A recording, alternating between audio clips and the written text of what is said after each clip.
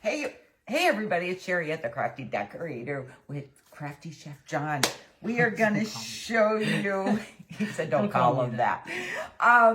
We are going to show you how to make, is it Lebanese? They're Lebanese Easter Bagels. The proper name for them is cake. Never called them that. We just called them Easter donuts. That's it. They're kind of really simple and tasty. And yummy. So what I started with is right in here, I have, oh my gosh, I gotta look at my list here. There's 2 cups of milk, and in it we melted a half a pound of butter and about 3 tablespoons of margarine. Melted it, and I put it in this bowl to let it cool a little bit because we're gonna bring in our yeast. So I took a packet of yeast and we let it activate in a 1/4 cup of lukewarm water and added about a half a teaspoon of sugar. And now I just want to incorporate this all in with the wet ingredients.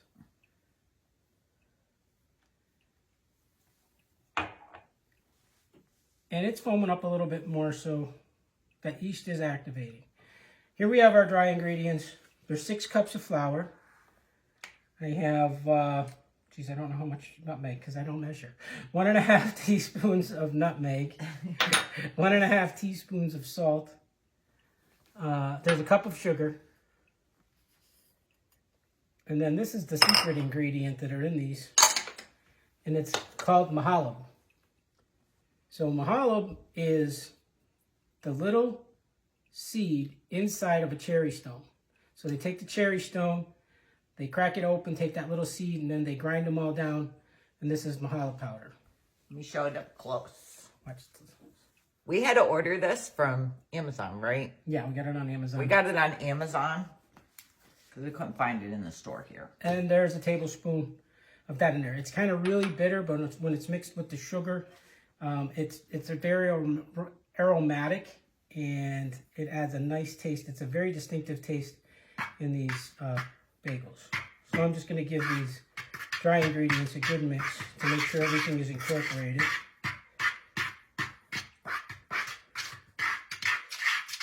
Oh, it's pouring here today. Pouring. Couldn't pressure wash my porch. I hope I'm speaking loud enough for everybody today. I have a tendency to not speak very loud. And we moved the camera further back to see it. Fingers crossed I don't have a problem posting this. So now we created a little well inside of our Flour mixture. dry mixture. And then we're going to add the wet mixture. So this is a really wet dough.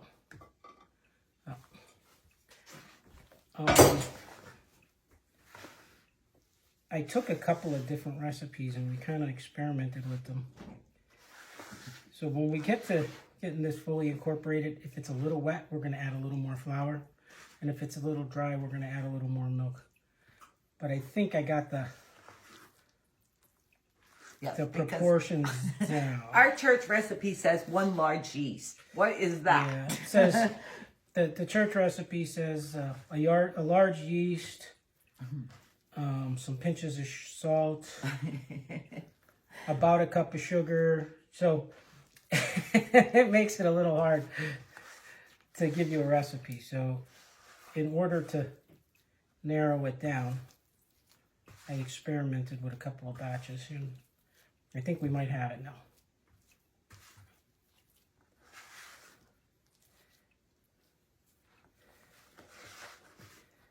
I'm going to get in here with my hands in just a minute, once I get it going pretty good. Time to go in, Mom. Huh? Wrap you up. He has to go to work, so he's got his work clothes on. We got to go close. That's the best day in a real estate agent's life. The day that they, of their week anyway, when they get to actually close on the properties. Pull it up. All right, that's good. I'm just hanging out. So this is Maybe you're gonna want a little more liquid. I don't know yet. We'll see. What are you gonna need in it? You need more. I don't think we're gonna really. It actually looks pretty good.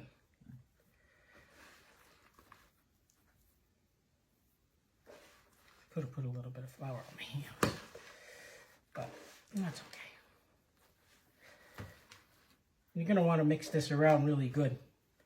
It'll take some time to make sure we get everything Incorporated. mixed in there really good. Once we get it all mixed, we're going to cover it with a damp towel, put it in a cool, dry place. Come back in the picture. And let it through for at least 2 hours. As long as you keep it covered with a moist towel and keep it in a cool, dry place. It could sit an hour or two more than that. But I think that'll probably do it. You're going to want to get at it because you're going to want to have some of these in a hurry. They're delicious, guys. My whole house smells so good right now. I think I got this. I think you do too. Mixture. I got the proportions. Yeah, so I took about 3 recipes, how many including of this we'll make. This batch should make probably we made about 2 dozen. So probably 2 dozen more. So yeah, 2 dozen. Depends on how big you make your bagels. So this looks pretty good. It'll be a nice smooth dough. And we're gonna cover it. You can take that damp towel and cover it and bring that over. Should I wet it more? You can dampen it a little more. And here's a little bit of dough we had left over from the previous batch. So we saved you this so we could show you how to roll them up.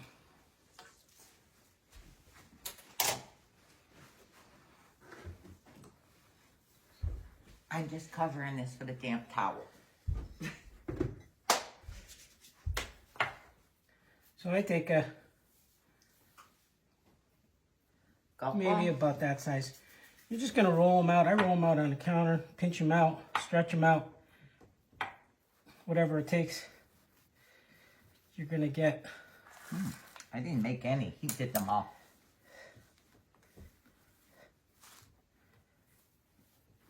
Piece like that. Just bring them together and pinch them. And then I have some started here on a tray. And we just keep covering them with a moist towel as we go. We keep them covered until we can get them in the oven. We have the oven is preheated to 350 degrees. Once we get these made, we're going to put them in there and we're going to bake them. We're figuring that out too. So some of the recipes called for a little bit higher heat. That seemed to get them a little too brown and undercooked in the middle. So what seems to be working is 350 degrees for about 20 minutes. They'll get nice and golden brown on the top and be fully cooked in the middle, which is kind of what you want. Yeah. There's mine.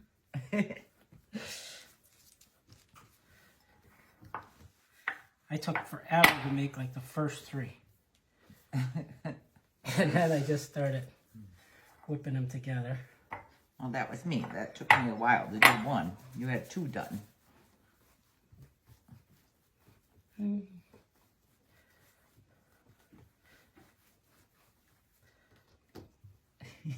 Of course, this counter is really clean, guys. Yeah. I sanitized this counter before I even started. And it will need to be sanitized again.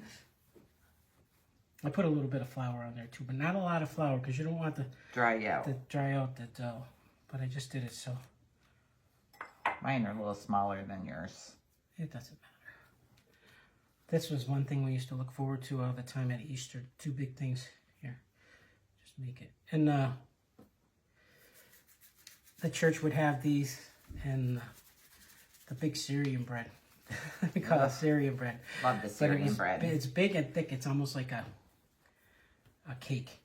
And around Easter, it's Easter bread. It's not typical pita bread, and it's got rose water in it, so that went it has too that skinny. flavor to it. I went too skinny. So you'll see these if you look them up. Sometimes I saw some recipes where they add anise, and I've seen them where they press sesame seeds on them too, and bake them. And I think I've had them with sesame seeds a long time ago. I like them But we plain. like them plain. And you will see some, if you look them up, that they make them, it's called a perspire. Same thing, but it's like 4 times the size of this, and one end will be like really baggy like this. And they'll have sesames on them, and they're about that big. So once we got them done, open the oven. We're gonna put them in here. In the medium, in the middle. In the middle. Middle of your oven. 350, 20 minutes. 20 minutes. If you hold it, it goes fast. I don't bake. And I don't go by timer on anything I cook. So there's 20 minutes. These have come out already, this tray. And that tray's a little hot, but that's okay. When they come out and they're still warm, you just take some milk and we just brush them with a little bit of milk. You get the idea. I don't have to bore you with the whole milk thing. And we let them cool until we're ready to enjoy them. Watch your hands, yeah. There's our bagels. And I think this one is you. So the best part of these is you need to dunk these in your coffee. Coffee, guys. This is the only reason to have these. Cappuccino he's having. I'm having a latte macchiato. Very good. Delicious. Almost biscuity, a little denser, and a little crusty on the outside. And still nice and cakey on the inside. I think adding that margarine to it. Now, there are some recipes that they use just totally shortening in it. I'm sure that they would be very rich. But I kind of stuck to tradition of what my church recipe is. And They're yummy.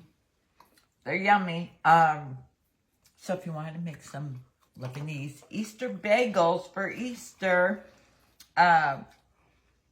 this we got off Amazon. I'll have to post it on my recommended products page, or I can post the link too. But I will type up the recipe, and I gotta write it down first because he's got to tell me. And I'll type put it the up. ingredients so that the recipe is running around up here somewhere. I'll type it up and post it for you all.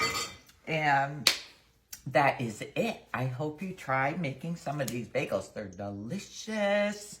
All right. I'll talk to you all a little bit later. I hope you're all having a fantastic day. Thanks for joining us in the kitchen. I'll talk to you later.